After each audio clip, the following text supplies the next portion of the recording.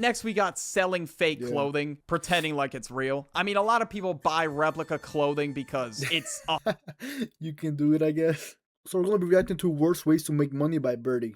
evil ways to make money. Some people have the most devious and unethical methods to pay the bills. Some are obviously worse than others. I gotta give this disclaimer. I don't want YouTube to get on my ass. So please do not repeat any behavior that is mentioned in this video. I know the economy is in an ass position right now. Just don't do it, okay? It's not worth it. Number 1, TikTok scammers. We all know those peep the method TikTok scammers, or the people that are like, oh, I took the risk, bro. And we were all curious, what was the risk that they took and what is the method that we need to see so bad? And they act like these super rich influencers that basically are able to change your life with the snap of a finger. They'll take like $100 bills, like whatever's left in their bank account, and they'll do like a little money spread for the video. And if you have ever fallen for one of these, unfortunately, you are the method. There is no other way they're making money. They're just making money off this fake course. It's just one of those get rich quick ass videos. But in reality, there is no shortcut to get rich quick. People saying you can be rich in a week or whatever. I don't know. They're just selling you some bullshit. Whatever it is that you decide to do, it's going to take time.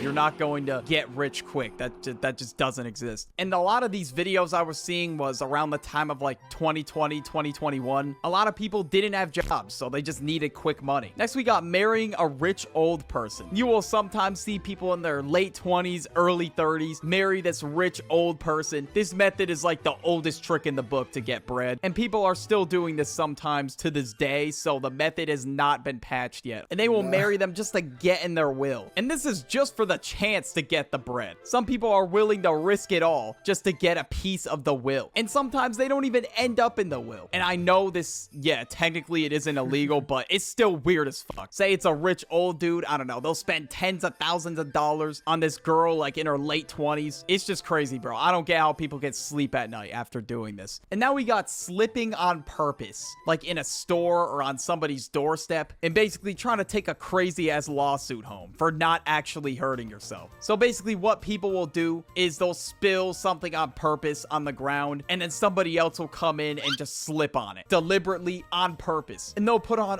Dude, I remember there was this one woman that actually did that, and she ended up winning the lawsuit because she spilled something on the floor, and then she came back to the store 30 minutes later. She went directly to that place and slipped on it, and because like 30 minutes had passed, the judge awarded her the money. That's crazy to me.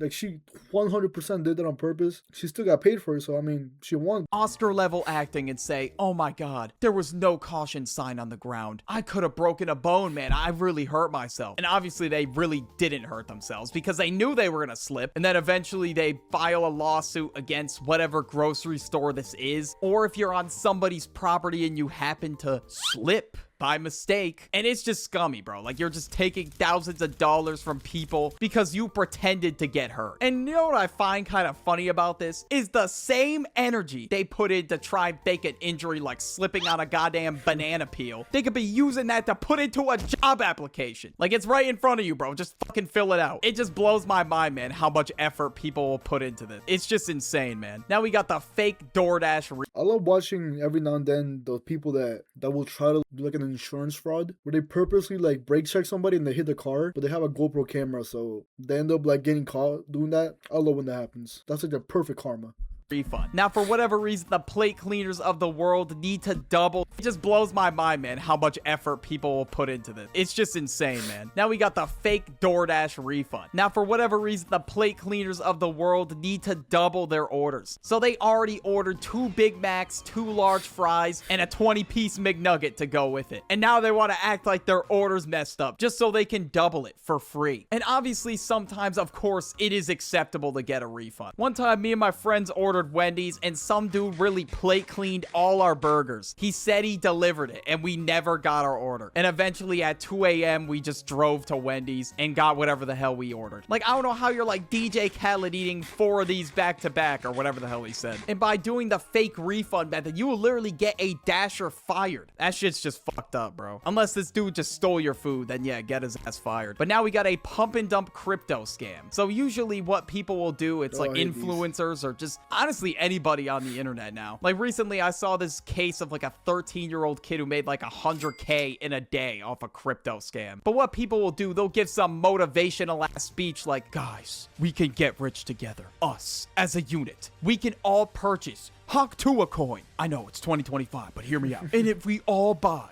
it will go to the moon. Get rich today. And then people participating in the rug pull will put money in the coin. And then when people actually buy the coin, all the people who put a ton of money in it will sell and make a shit ton. Of course, they'll schedule a time for the launch of the coin and whatever. And I mean, if you fall for this, that's crazy. No one is going to hold this coin. That shit's not happening. Some people will really put in their entire life savings talking about, hold on, guys, just hold on. Like, all right, dude, just pack it up. And now we got the fake GoFundMe method. Now, this one is really scummy. Some people will deadass just set up a fake GoFundMe and pretend like, I don't know, their family member is very ill and they need money to take care of their family member. And they'll set the goal to however much money they want. And they'll basically make some story up just to get people's donations. They show zero proof of this at all. Like, this is just extremely fucked up. Like, I don't know why the fuck people do this shit. There's no way that's legal, though. They have to be responsible for that. Wasn't there like a whole movie about that? I mean, 9 times out of 10, their GoFundMes most likely aren't gonna go anywhere. But it's crazy to think that people actually stoop this low. Again, I don't know how people sleep at night after doing something like this. Now we got catfishing. A lot of people recently have been using AI to catfish people. Some people want a girlfriend or whatever so bad that they will spend all their bread, all their hard-earned bread on an AI girl. Or even just a regular girl. Like, it doesn't even matter. Like, still, why are you even spending your bread on that in the first place? And as for the people making it, once again, like, you cannot tell me that you would be proud telling people your career path. Like, how do you even explain this to your family, your friends, whatever? But at the same time, if you're the person getting catfished, you barely know this person, they're just asking you for a ton of money, it's red flags galore. And they just want a girlfriend so bad that they're willing to just give up all their money for it. And if they really wanted to be with you, they would not be asking you for all this. Now I have seen people that have had like a girlfriend online that they haven't met for like 3 years, and then every time that they want to meet up, they always like make up some excuse because they're obviously not real whatsoever. But there's no way that people are that dumb that they fall for that. got the deep fake ads. Now, sometimes you'll see ads like this on YouTube or Facebook or whatever, and they'll just be ads of somebody like Elon Musk, for example, or I don't know, Mr. Beast, which either requires A, their information so they could steal money from them, or B, some sort of scam that they pay for. And people will make these ads and they'll have Elon Musk say something like, hey guys, this new random crypto coin is really booming in the market right now. Nobody is falling for this, okay? It doesn't even sound like them. It's just so robotic. Or well, those ads started to get made in like 2023, around that era. But now with Google VO and all this other shit that's coming out, it's gonna be way worse. Some people are gonna use Google VO or whatever other AI software for purposes like this. Or you'll see deepfake ads of people saying, oh, I'm gonna be giving away an iPhone. All you have to do is put down your personal information and you will be entered. Clearly there is... Not gonna lie, AI is pretty good nowadays. All that it took was like 2 years to get that good. So just give it like 5 more years. And dude, a lot of people are gonna end up getting scammed. I just know it's gonna be like a completely new problem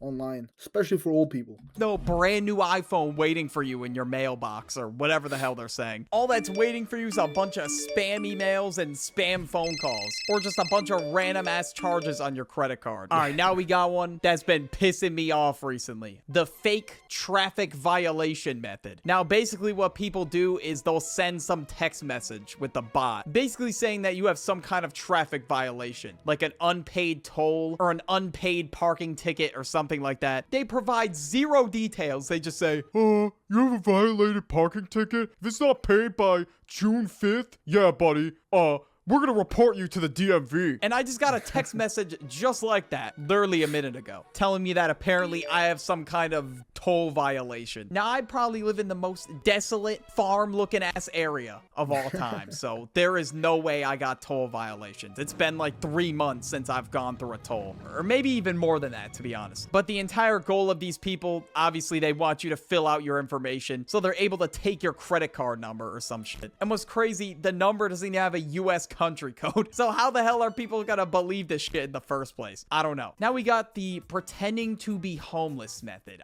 Like, seriously, I don't understand. There's no way people actually do this.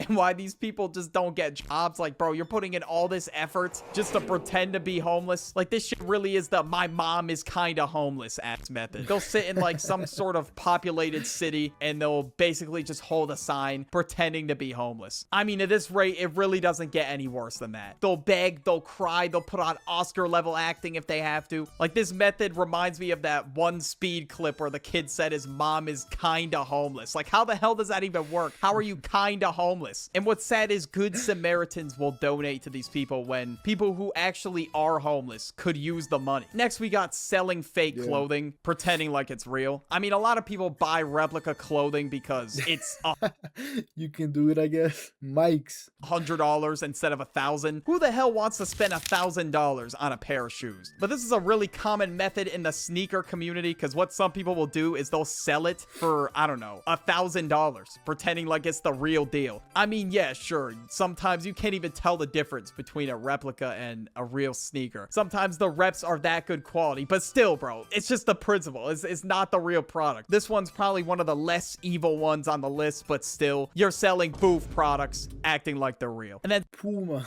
and Kai. Dude, what is this? I mean, honestly, if you're buying fakes that they look exactly like the real ones, I don't think people will mind. Because in reality, if you're just walking down the street, no one's gonna stop you and be like, yo, let me check if those shoes are real. Let me touch the bottom or some shit. If they look exactly the same, I don't think there's a problem. But if you go and try to resell it, that's another thing. That's completely different. sometimes people will sell the worst of the worst when it comes to quality. You'll see the logo on a pair of Jordans doing goddamn zigzags or something, and you'll just think to yourself, how the hell is somebody even going to wear this? And now the next method we got is evading taxes. At this point, you're just asking to have zero freedom. You're just asking to be locked up with Bubba the inmate for life. And now, of course, lesson of the video, I'm shining a negative light on this. Do not do any of these, please. There are way better and way easier ways to make money, like getting a job, starting a business, whatever the hell you